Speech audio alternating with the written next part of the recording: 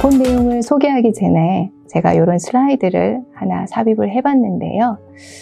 자기계발서, 수양서, 그리고 앞에서도 그 목차의 내용들을 살펴보면 글쎄요, 이 고전들은 우리의 마음의 양식을 주는, 그래서 우리의 정신을 고양시키는 보약과 같은 마음의 비타민이라고 할까요?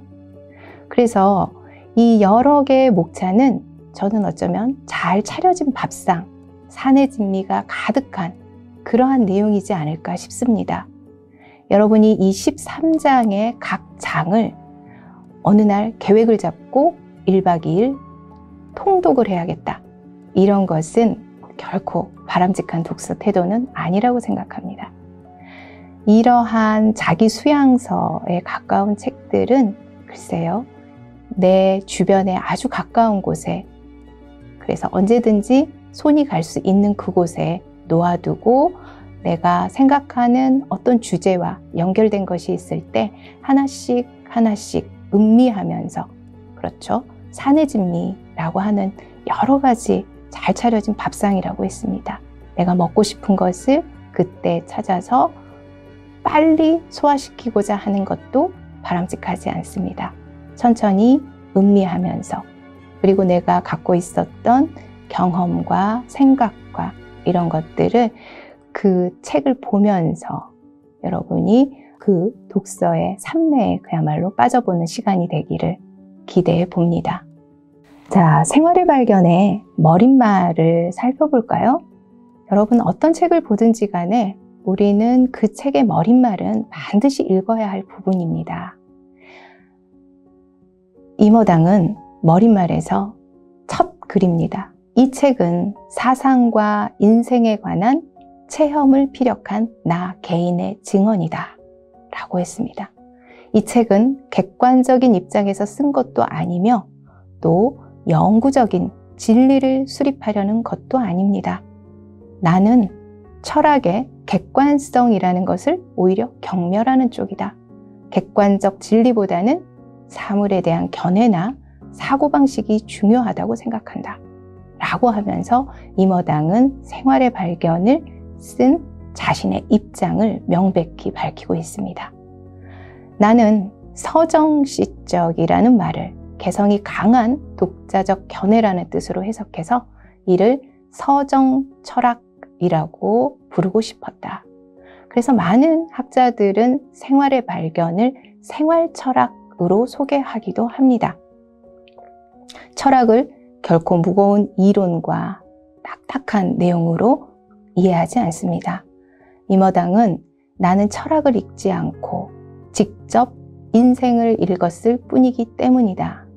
그리고 이 생활의 발견에 있어서 임어당은 내가 스승으로 존경하는 사람들, 사실상 중국의 여러 사상가들을 소개하기도 하고 서양의 유명한 문학과 사상가, 철학자들이 발췌돼서 인용되기도 합니다. 그 가운데에서도 임어당은 특별히 장자와 도연명을 자신의 스승으로 그들의 인생관을 흠모하는 모습들을 많이 드러내고 있습니다. 깨우침이라고 하는 장에서 내가 지금부터 말하고자 하는 것은 중국의 어떤 사물을 보는 견해와 사고방식에 대해서이다. 다만 중국인 중에서 가장 뛰어나고 총명한 사람들의 눈에 비춰서 민족적 예지와 문학으로 나타난 인생관이나 자연관에 대해서 언급하고자 한다. 임어당은 중국인은 천하태평에서 쾌활하다고까지 여겨지는 철학을 가지고 있다 라고 설명합니다. 그리고 다수의 중국인들은 현명하고도 유쾌한 생활철학을 갖고 있다. 이것들은 바로 중국의 현인들의 깨달음과 그들의 활기찬 인생의 즐거움을 존중하는 그런 역사와 문화의 전통에서 갖게 되는 생활철학이라고 이야기하고 있습니다.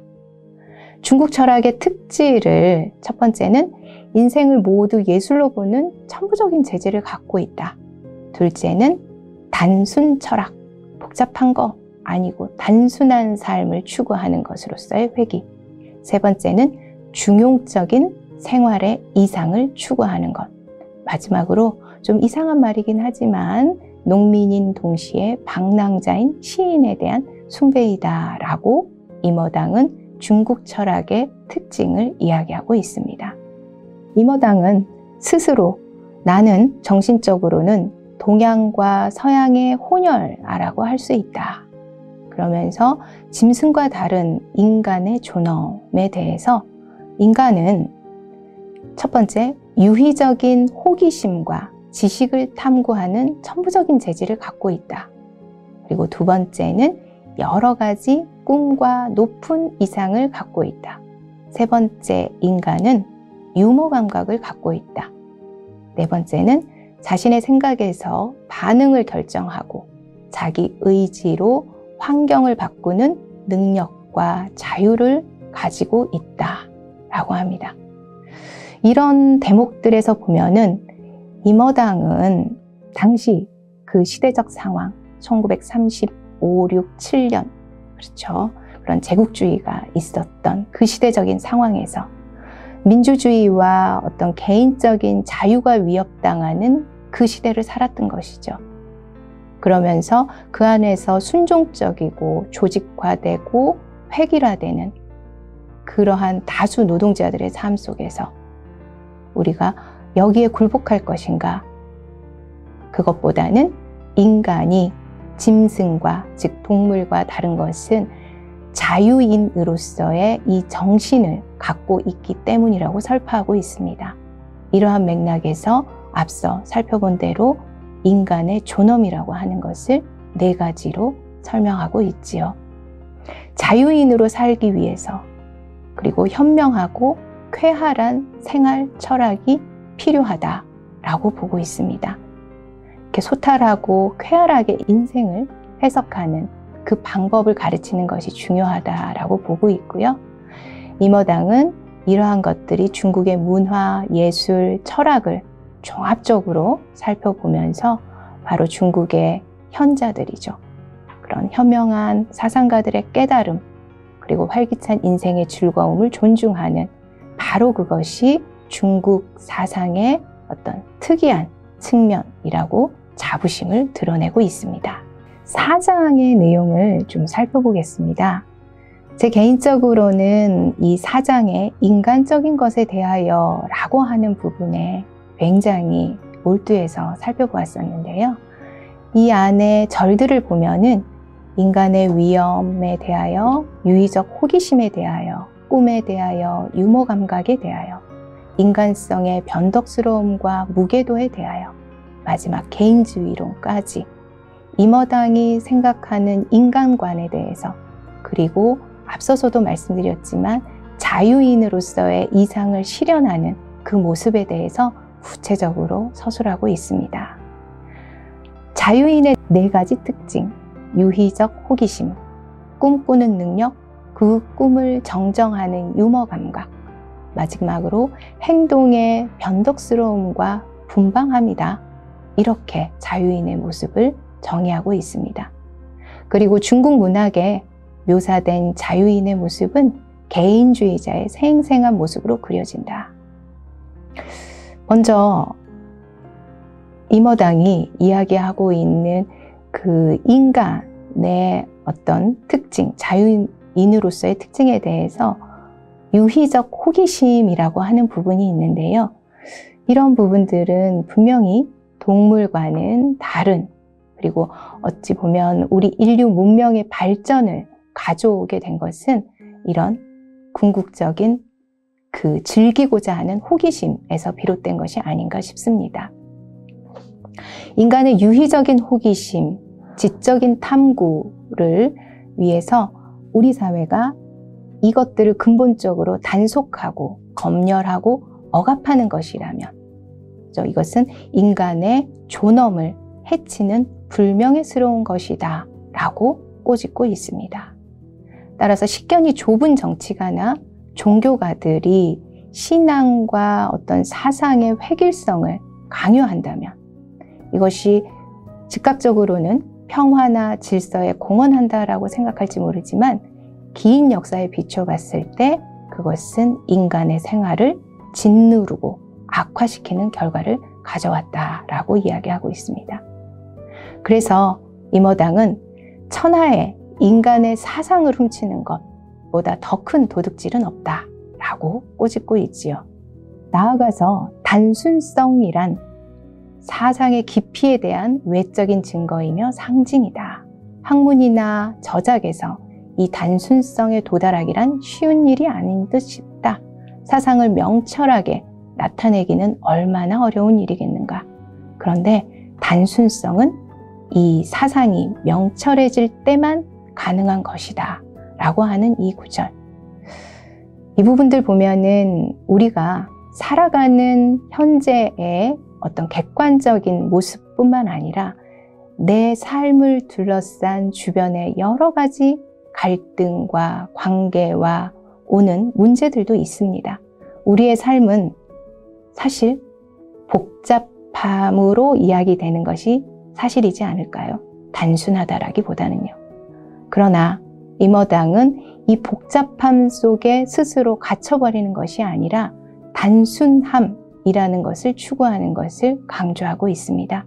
그리고 이 단순함을 통해서 문제의 본질을 꿰뚫고 해결 방안을 찾기 위해서 유머라고 하는 것들에 대해서 굉장히 재미난 자신의 생각들을 피력하고 있습니다.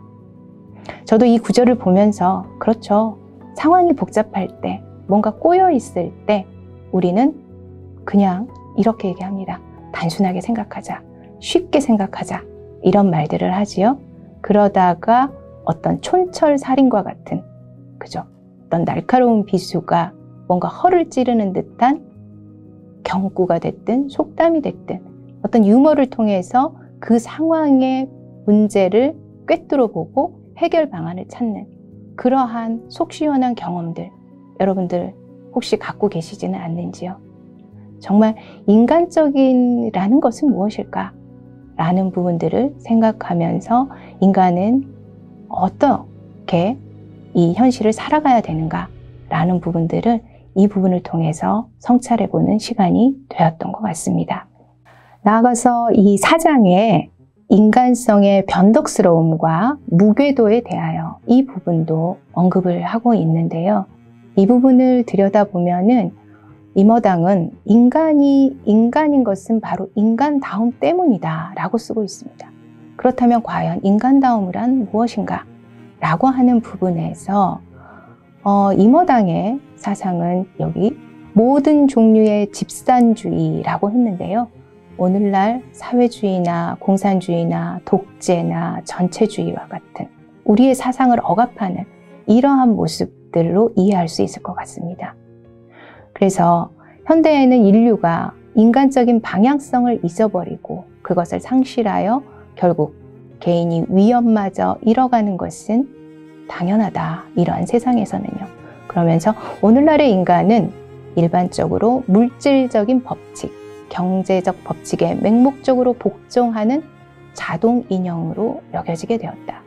이러한 것들은 아마 그 당시 중국을 비롯하여 미국, 서구 사회에 대해서도 문명론적인 비판을 담고 있는 부분이 아닌가 생각합니다.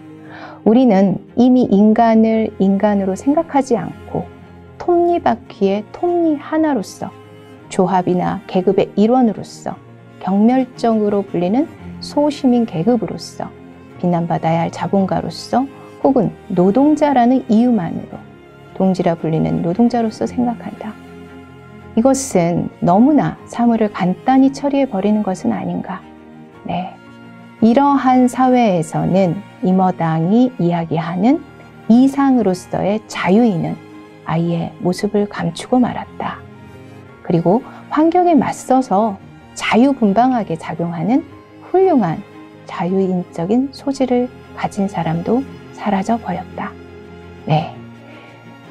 임어당은 어쩌면 이 장에서 그렇죠. 공산주의, 사회주의, 어떤 인간적인 사고를 압도하는 독재, 그리고 물질 만능의 자본주의에 대한 비판적인 시각과 관점을 드러내주고 있다라는 생각도 들고요. 마르크스주의에 대해서도 우리가 어떻게 읽을 것인가 라는 부분들을 상기해주고 있다고 생각합니다. 마지막으로 이 인간적인 것에 대하여 장의 개인주의론에 설파하고 있는 내용도 잠시 살펴보겠습니다. 오늘날의 사람들은 여러 가지 사상의 나라에 살고 있습니다. 온갖 양상의 사회 변혁에 위협당하고 있는 민주국가에 살고 있고, 어떤 사람은 민주주의 이상으로 차츰 복귀되어가는 공산주의 국가에 살고 있고, 또 어떤 사람은 독재 체제 아래에서 살고 있다. 그런데 임어당의 이 독특한 시각은 사회, 정치, 국제관계 이러한 문제들을 개선하는 데 있어서 어떤 국가라고 하는 체제, 제도, 법, 정책 이런 여러 가지의 변혁이나 혁신도 중요하겠지만 궁극적으로는, 본질적으로는 그 국가의 국민성이죠. 그리고 그 안에 있는 개인의 기질, 성질이라고 하는 것이 작용하고 있다라는 부분들을 들춰내고 있습니다. 한 나라의 정치, 어느 단계에서 다음 단계로 나아가는 국가의 진화를 결정하는 요인은 국민의 기질에 달려 있다.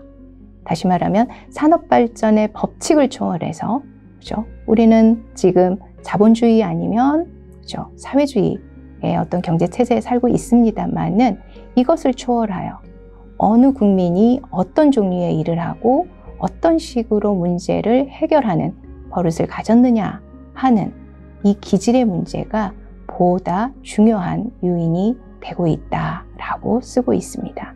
이번에는 6장의 인생의 즐거움, 사실 이 부분은 행복이란 무엇인가 라는 부분들을 깊이 있게 생각해 보게 하는 장이거든요.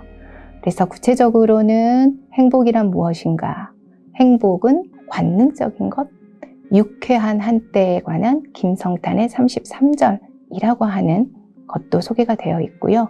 유물론의 오해, 정신적 즐거움이란 무엇인가, 이러한 세부적인 절의 내용들을 쓰고 있습니다. 그 가운데 첫 번째, 행복이란 무엇인가 라는 절에 있는 부분들을 여러분들과 함께 나눠보도록 하겠습니다. 인생의 즐거움에는 여러 가지가 있다. 우리 자신이 살아있음으로써 느낄 수 있는 즐거움, 가정생활의 즐거움, 나무, 꽃, 구름, 시내, 폭포, 그 밖에 삼라만상을 보는 즐거움, 그리고 또 어떤 형태의 마음의 교류, 시가, 미술, 사색, 우정, 유쾌한 대화 등 독서의 즐거움 등이 그것이다. 여러분 어떠신가요? 여러분에게 있어서 즐거움을 주는 것은 무엇이 있을까요? 그러면서 임어당은 인생의 즐거움에 대해서 결코 정신적인 것과 물질적인 것을 구분할 수 있을까? 이러한 질문을 던지기도 합니다. 본문에 나와 있는 내용 중에 샌드위치를 먹는 즐거움과 우리가 시정이라고 부르는 경치를 감상하는 즐거움의 경계선을 긋는 것이 그렇게 쉬운 일이겠는가?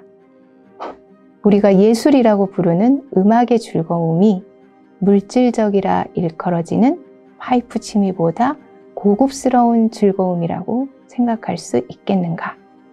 네.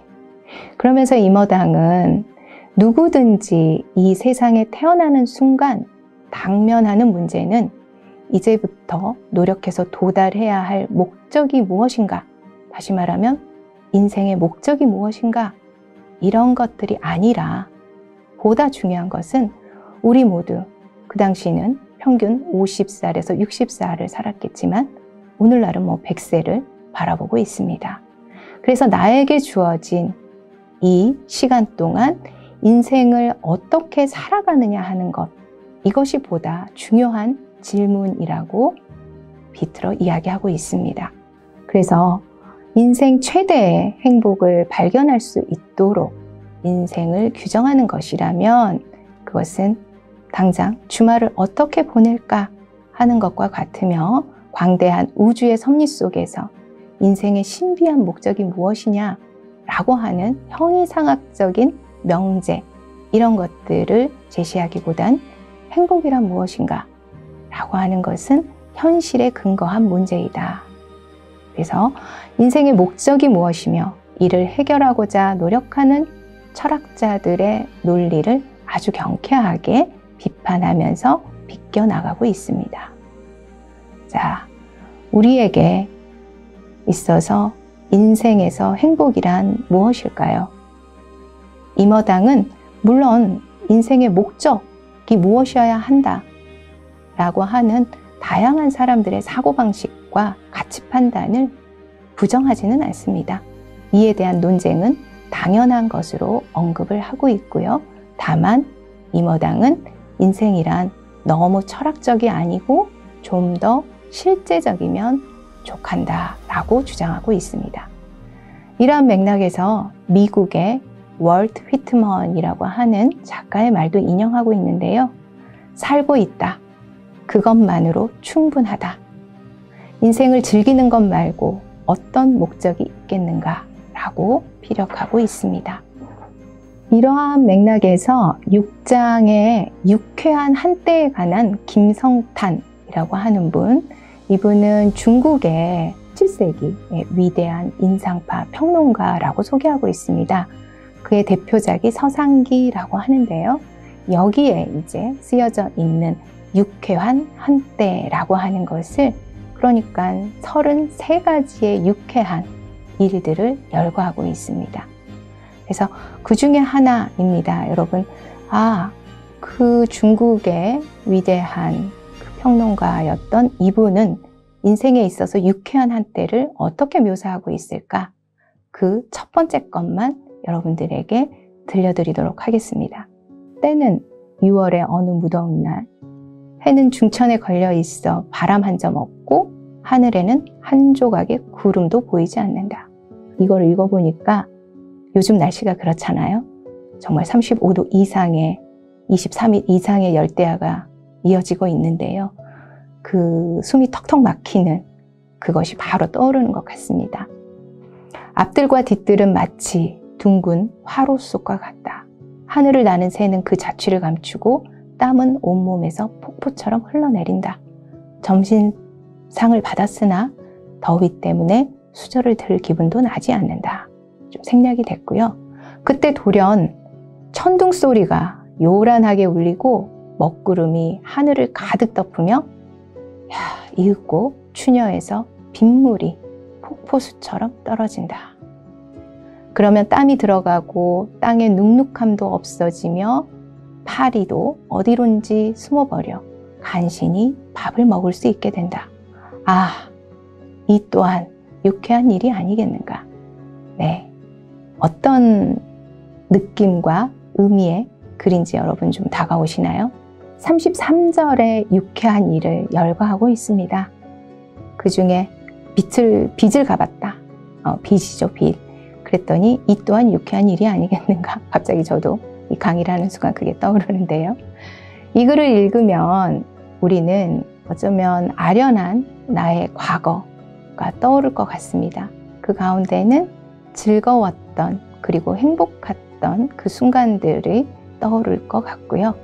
복잡한 일상을 잠시 접어두게 되고 크게 심호흡을 하고요.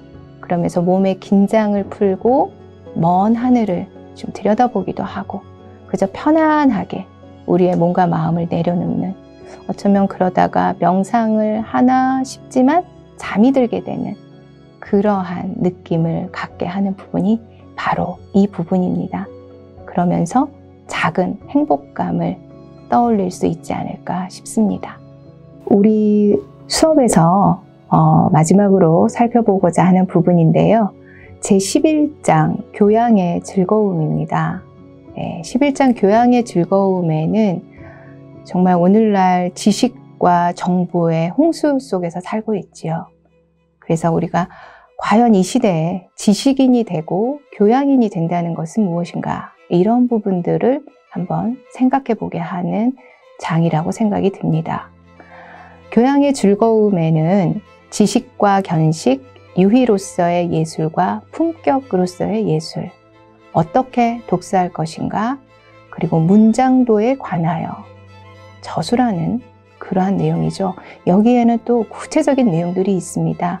기법과 인격, 문학 감상, 문체와 사상, 자기표현파, 친근한 문책, 미란 무엇인가, 이러한 세부적인 내용들로 구성이 되어 있는데요. 저는 먼저 지식과 견식이라고 하는 부분에 대해서 여러분들과 함께 이야기를 나눠보고자 합니다. 교육이나 교양의 목적은 지식 속에서 견식을 기르고 행위 속에서 덕을 기르는 데 있다. 교양 있는 사람 또는 이상적인 교육을 받은 사람이라면 반드시 책을 많이 읽은 사람이나 지식이 해박한 사람을 가리키는 것은 아니다.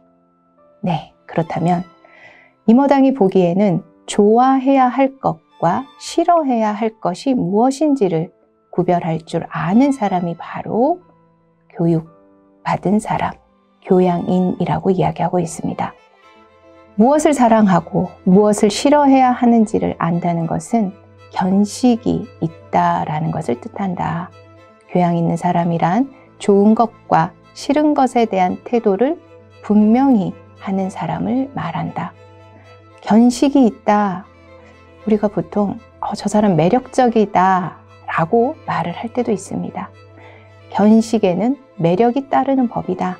견식 또는 판단력을 갖기 위해서 사물을 철저히 생각하는 능력과 판단의 독자성과 사회적, 문화적, 미술적, 학구적, 그릇 어떤 방면의 기만적인 위협에도 굴하지 않는 의연한 태도가 필요하다. 네, 견식이라는 단어가 여러분 지식보다는 생소하실 것 같습니다. 이때 이 견식에서 식은 역사적인 사건이나 또는 오늘날의 문제에 대해서도 통찰력이죠.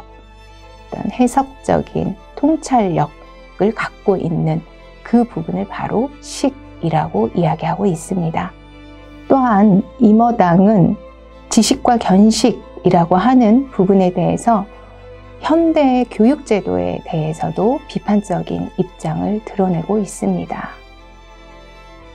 견식을 지키기 위해서는 지적인 용기 또는 판단의 독립성을 지키기 위해서는 소박하고 어린아이다운 자신감이 필요하다. 그러면서 공자의 말을 인용하고 있는데요. 배우더라도 생각하지 않으면 사물은 확실하지 않다. 생각하더라도 배우지 않으면 독단에 빠져 위험하다. 네, 여러분 무슨 의미인지 들어오시나요? 공자는 당시에 많은 학자가 전자에 속해 있었다라고 이야기하고 있습니다. 배움이 많은데 생각하지 않는 것이죠. 많은 지식을 축적하기만 하는 그러한 모습, 그런 것들로 인해서는 그 사물에 대한 본질을 확실하게 이해할 수 없다라는 것들을 꼬집고 있습니다. 자, 이모당은 지식을 암기하는 것만으로는 사람의 스승이 되기에 부족하다. 그러면서 장자의 말을 인용하고 있습니다. 나의 생은 끝이 있지만 알미죠. 알매는 끝이 없다라는 명언을 남겼다. 결국 학문 탐구는 신대륙의 탐험 또는 아나톨 프랑스의 이른바 영혼의 모험과 같은 것에 불과하며 그 탐구 정신이 해명적이고 연구적이고 호기적이고 모험적인 기분으로 유지된다면 고통이 아니라 오히려 즐거움으로 지속되는 것이다 라고 이야기하고 있습니다. 따라서 규칙적이고 획일적이고 수동적인 어떤 지식의 주입주의를 비판하는 것이죠. 이것이 오늘날 현대 교육의 성적과 그렇죠? 졸업 증명서를 갖기 위한 그런 대량화된 교육의 모습을 비판하고 있는 지점으로 보이는데요. 이러한 교육이 아니라 주입식 교육이 아니라 우리는 적극적이고 발전적인 어떤 개인의 즐거움을 갖는 지적인 유희를 갖는 그러한 교육으로 배움이 즐거운 것으로 전환시켜야만 한다라고 이야기하고 있습니다. 11장 교양의 즐거움에서 또 또 눈에 띄는 대목이 있는데요. 바로 어떻게 독서할 것인가 라고 하는 부분입니다. 네, 우리는 고전을 읽기 위해서 이러한 강의를 저는 또한 하고 있습니다. 진정한 독서, 독서의 기쁨, 멋진 작가와의 만남을 임어당은 글 안에서 감전되는 것과 같은 것으로 비유하고 있습니다. 여러분, 감전, 전기가 통하는 마치 번개가 맞아서 찌릿한 그러한 느낌이죠. 첫눈에 반하는 것 같은, 어쩌면 여러분 마음에 좋은 양서를 읽는 즐거움이라는 것은 그런 감전사고가 나는 것 같은, 번개를 맞는 것과 같은 이러한 독서를 통해서 우리는 반드시 무언가를 얻을 수 있을 것이다 라는 내용을 피력하고 있습니다. 본문의 내용에서 독서, 책을 읽는 즐거움은 예로부터 교양 있는 생활의 매력 중 하나로 손꼽혀왔다. 일단 책을 읽기 시작하면 그 즉시 별천지에 드나들 수 있다. 만일 그것이 양서라면 독자는 호련 세계 제1의 이야기꾼과 만나는 것이 된다. 그는 독자를 유도하여 먼 별천지에 아득한 옛날로 데리고 가서 고민을 덜어주고 독자가 몰랐던 인생의 여러 모양을 이야기해준다. 다가오시나요? 세상에 누구나 읽어야 하는 책이란 없습니다. 있다면 오직 누군가가 언제, 어디서, 어떤 사정하에서 생애의 어느 시기에 읽어야만 할 책뿐입니다. 나는 오히려 독서는 결혼처럼 운명이나 인연에 의해 결정된다고 생각한다. 성서와 같은 종류의 책은 만인이 모두 읽어야 하지만 역시 읽어야 할 시기가 있다. 네. 좋아하는 작가의 발견은 자기의 지적 발전에서 가장 의미 있는 일이라고 생각한다. 사숙할 만한 스승을 찾아내는 일은 남에게 의지하지 말고 스스로 해결해야 한다. 마지막으로 그는 진정한 독서법은 무엇인가? 답은 간단하다. 마음이 내키면 책을 들어 읽는 것이다. 오직 그것뿐이다. 당장이죠. 네. 이번 강의에 이제 마지막으로 가고 있습니다. 생활의 발견을 통해서 지금까지 우리는 임어당의 생활철학, 서정철학으로 표현하고도 있었지요. 그래서 인생에 대한 어떤 재치 있는 필담을 접하게 되었습니다. 여러분들이 꼭 이 책을 읽어보시면 임어당의 문체가 얼마나 유머러스한지, 그리고 때로는 얼마나 촌철살인의 날카로운 비판과 지적을 담고 있는 그 글의 힘을 접하게 되실 겁니다. 그러면서도 중국 역사와 문화에 대한 어떤 맹목적인 국수주의는 아니고요. 그것들을 자부심으로 가지면서 어느 민족에게나 공통된 보편적인 삶의 가치를 추구하는 모습으로 또한 피력하고 있습니다. 그래서 보다 나은 삶에 대한 동경과 추구가 바로 서정철학, 생활철학으로 표현되고 있지요. 자, 이러한 생활의 발견을 읽으면서 우리는 어떤 삶의 의미를 생각해 보게 될까요? 사소한 일상생활 속에서 마음의 관조, 네, 그리고 일상의 행복을 추구하다. 이러한 글귀로 정리를 해보았습니다. 본문 중에도 이런 말이 있더라고요. 나이 40세가 되도록 3가지 취미를 가지지 못하면 노년에 후회한다. 지금 우리는 어느 연령에 어디쯤에 내 인생에 서 있을까요? 네, 그것이 40세가 되지 않더라도 여러분 지금 20대, 30대, 그리고 이 강의를 듣는 우리 성인학습자들은 더 많은 인생의 경험들을 하고 계실 겁니다. 나의 인생의 행복을 찾게 하는 취미가 무엇이 있을까요? 오늘날 많은 사람들이 이야기하는 소확행이라는 단어가 갑자기 확 떠오르지 않으세요? 소소하지만 확실한 행복. 네, 우리 인생에서 행복은 어디에 있을까요? 그것은 어제의 과거나 내일이라는 미래가 아닌 오직 우리에게 주어져 있는 현재에 있을 뿐이다. 이러한 생각들을 하는 시간이 되지 않을까 싶습니다.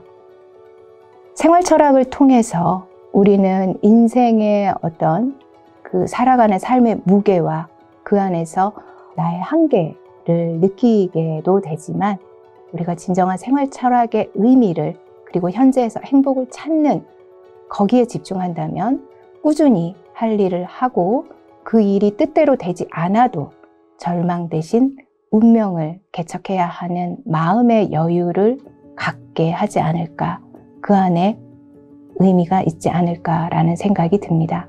자, 마지막인데요. 제가 이 수업을 준비하면서 많은 부분 참고했던 자료입니다. 이 자료들을 여러분들에게도 소개해드리고, 그리고 밑에 몽테뉴의 수상록과 팡세, 그죠? 블레이즈 파스칼의 팡세를 여러분들에게 추천합니다. 이 두 가지 책은 지금 저희 100일 고전에도 물론 속해 있고요. 제가 이 책을 추천하는 이유는 몽테뉴의 수상록은 1500년대에 쓰여진 글입니다. 그리고 팡세는 그로부터 약 100년 후 1600년대에 쓰여진 글인데요. 이 글들은 딱딱한 이론서가 아닙니다.